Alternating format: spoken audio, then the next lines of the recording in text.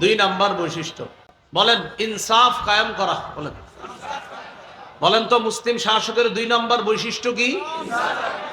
এটা জরুরি বিষয়।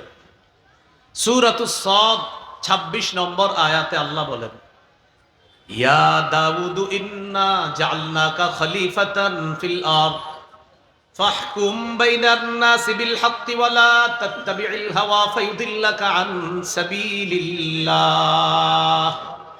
ইন্নাল্লাযীনা ইয়াদিল্লুনা আন সাবিলিল্লাহি লাহুম আযাবুন শাদীদুম বিমা নাসু ইয়াউমাল হিসাব।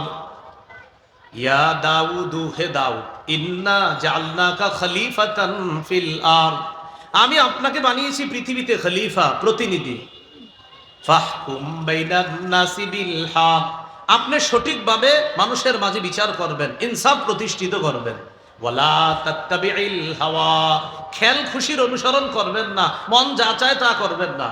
ফায়ুদিল্লাকা আন সাবিলিল্লাহ, যদি আপনি আপনার খেল খুশির অনুসরণ করেন তাহলে এটা আপনাকে আল্লাহর রাস্তা থেকে দূরে সরায়া দিবে। চিন্তা করেন, একজন নবীকে আল্লাহ বলতেছে আপনি যদি নিজের মনের কথা শোনেন, তাহলে এই মনের কথা যদি শোনেন তাহলে আপনাকে এই বিষয়টা আল্লাহর রাস্তা থেকে দূরে সরায়া দিবে। একজন নবী, একজন শাসককে আল্লাহ বলতেছেন, দাউদ, আমি দুনিয়াতে আপনাকে শাসক বানিয়েছি, মানুষের মাঝে ইনসাফের সাথে বিচার করবেন। এই ক্ষেত্রে আপনি আপনার মনের কথা শুনবেন না, খেয়াল খুশিতে যা আসবে এটা শুনবেন না, সঠিকভাবে ফয়সালা করবেন। যদি মনের কথা শুনেন তাহলে কিন্তু আপনি আল্লাহর রাস্তা থেকে দূরে সরে যাবেন। চিন্তা করছেন, একজন নবীকে আল্লাহ ধমক দিতেছে, তাহলে অন্য যারা শাসক আছে এদের কি অবস্থা হবে বলেন? হ্যাঁ, আল্লাহ বলেন, ইন্নাল্লাযীনা ইউদিল্লুনা আন সাবিলিল্লাহ, যারা আল্লাহর রাস্তা থেকে দূরে সরে যাবে, লাহুম আযাবুন শাদীদুম বিমা নাসু ইয়াউমাল হিসাব, যারা আল্লাহর রাস্তা থেকে বিচ্যুত হয়ে যাবে তাদের জন্য রয়েছে কঠিন শাস্তি। লাহুম আযাবুন শাদীদ, কঠিন শাস্তি। কেন? বিমা নাসু ইয়াউমাল হিসাব, কারণ তারা হিসাবের দিনকে ভুলে গিয়েছে।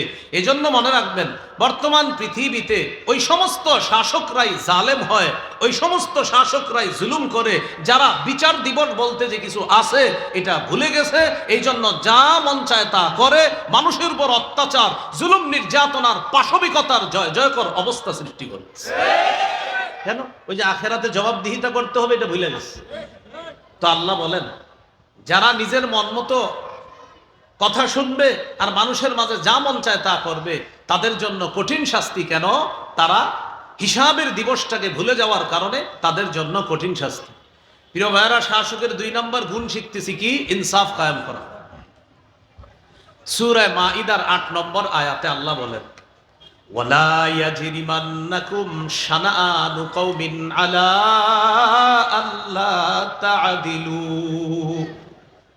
কোন জাতির প্রতি বিদ্বেষ তোমাদেরকে যেন ইনসাফ করতে, ইনসাফের বিপরীতে প্ররোচিত না করে। এদিকে তাকান সবাই, আমি ওনার প্রতি বিদ্বেষ রাখি, এজন্য উনি একটা জিনিস প্রাপ্য, কিন্তু আমি যেহেতু দেখতে পারি না তাই আমি ওনার বিপক্ষে ফয়সালা দিই।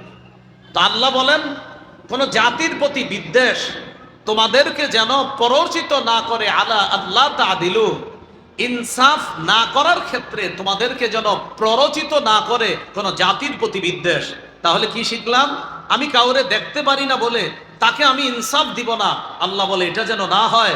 কোন জাতির প্রতি বিদ্বেষ তোমাদেরকে যেন ইনসাফ বহির্ভূত কোনো কাজে প্ররোচিত না করে। ইদিলু, ইনসাফ করো, হুয়া আকরাবু লিত্তাকওয়া, এটাই হলো তাকওয়ার সবচেয়ে নিকটবর্তী। মনে রাখবা, ওয়াত্তাকুল্লাহ, আল্লাহকে ভয় করো। ইন্নাল্লাহা খাবীরুম বিমা তা'মালুন, তোমরা যা করো আল্লাহ তাআলা সব সম্যক অবগত। অন্যায় করলে কোনো দোষ নাই, অন্যায় করলে এই কথা সেই কথা মানি।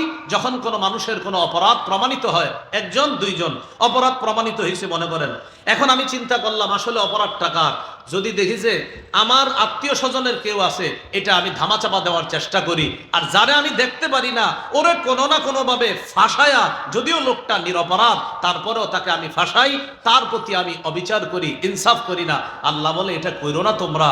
কোন জাতির প্রতি বিদ্বেষ তোমাদেরকে যেন ইনসাফ এর বিপরীতে তোমাদেরকে যেন প্ররোচিত না করে, যেটা ইনসাফ সেটাই করবা।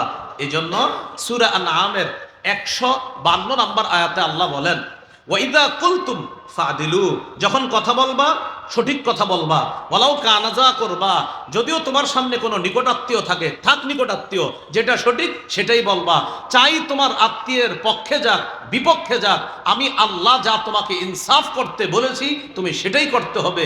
অন্যথায় যদি জুলুমের পথ বেছে নাও, আমি আল্লাহ যুগে যুগে জালেমদেরকে যেভাবে শায়েস্তা করেছি সেভাবে তোমাকেও যে কোনো মুহূর্তে আমি আল্লাহ ধরে ফেলতে পারি।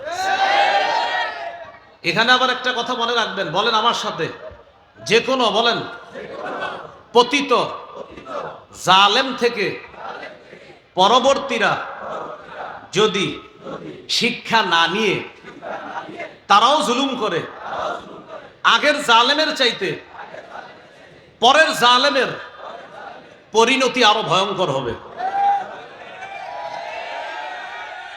আগের জালেম থেকে যদি কেউ শিক্ষা না নিয়ে পরে আবার জালেম হন, আল্লাহ কিন্তু ধরবে যে দেখো নাই চোখের সামনে কি ঘটায় দেই। তুমি যদি শিক্ষা না নাও, মনে রাখবা পতিত জালেম যে ওর সাথে আমি আল্লাহ যা আচরণ করেছি, পরবর্তী জালেম ওর সাথে আরো ভয়ঙ্কর অবস্থা হবে। এটা মাথায় রাখতে হবে। তাহলে মুসলিম দেশের রাষ্ট্রনায়ক, এই রাষ্ট্রনায়ক যিনি হবে, মুসলিম শাসকের 2 নম্বর গুণ ইনসাফ প্রতিষ্ঠিত করা।